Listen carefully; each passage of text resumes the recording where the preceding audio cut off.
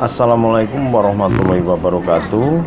Rohmi di TV-ku kembali mengabarkan pada pemirsa dimanapun Anda berada bahwa pada saat ini adalah masa pilkada serentak, dan di sini cukup menarik sekali ketika kita melihat pertarungan para calon, baik calon bupati ataupun wakil bupati, dan mengadu sebuah gagasan bahkan dengan cara-cara persaingan yang sangat ketat.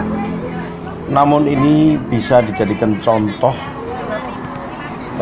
di masyarakat di seluruh Indonesia bahwa ini menarik sekali. Di Kabupaten Bantul, daerah istimewa Yogyakarta, ini calon nomor urut 2 yaitu Haji Halim dan Haji Aris menunjukkan komitmen untuk membangun bangsa dan keberpihakan kepada rakyat kecil.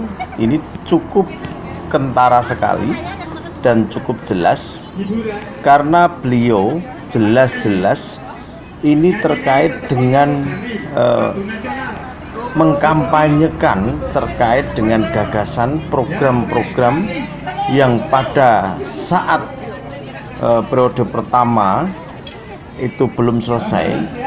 Beliau berkomitmen untuk diselesaikan periode kedua. Untuk itu masyarakat Bantul khususnya kami harapkan sekarang sudah cerdas, ya kan?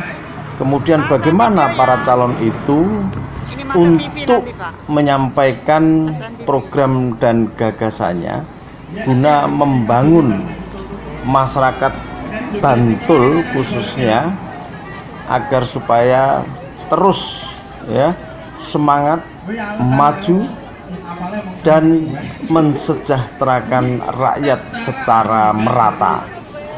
Untuk itu pemirsa dimanapun Anda berada, inilah sebagai contoh untuk penyampaian programnya. Terima kasih. Menjalankan saja, ya. Karena harus dipahami bahwa saya bertugas ini hanya selama 3,5 tahun sampai hari ini.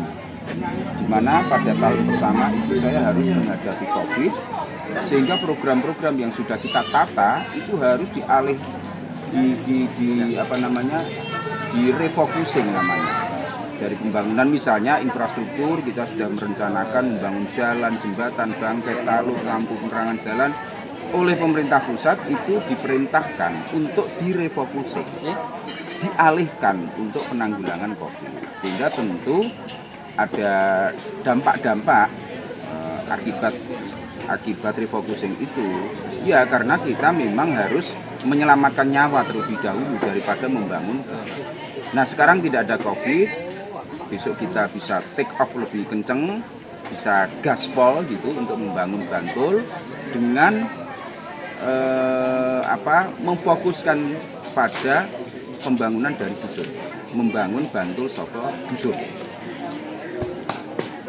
Anggaran nanti akan lebih kita arahkan untuk membangun kelompok yang paling bawah, ya, bukan kelompok yang atas gitu, sehingga nanti akan ada percepatan pembangunan infrastruktur pedesaan, sehingga nanti akan terjadi pertumbuhan ekonomi inklusif namanya.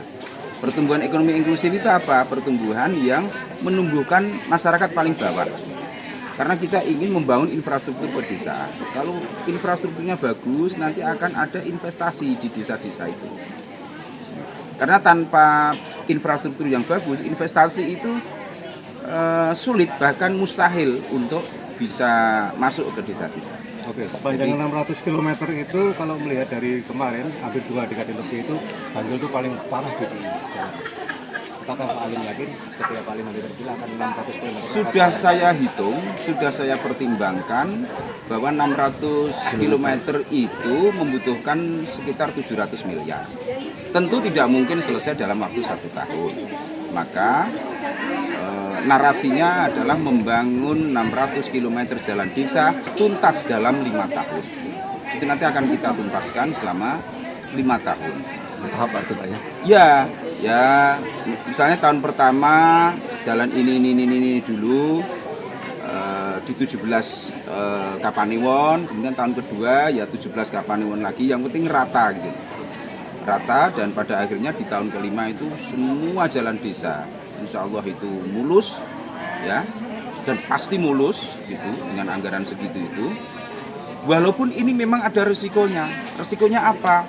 Resikonya saya harus mengalihkan anggaran dari urusan-urusan tertentu, saya alihkan untuk infrastruktur pedesaan, karena ini memang kita harus mengejar.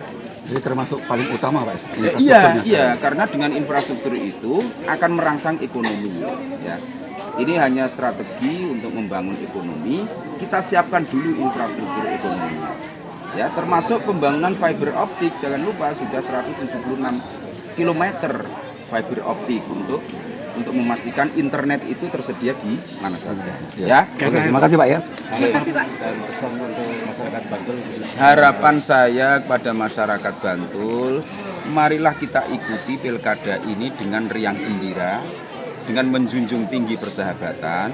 Perbedaan adalah hal yang lumrah, dan persahabatan, persatuan adalah hal yang utama, hal yang kita butuhkan sampai kapanpun. Sehingga perbedaan ini janganlah menimbulkan konflik-konflik yang tidak penting, yang Apalagi perpecahan Pak ya. apalagi perpecahan. Itu akan membuat situasi di Bantul itu menjadi tidak nyaman dan tidak produktif ya bagi perbaikan-perbaikan kita. Terima kasih Pak. Ya.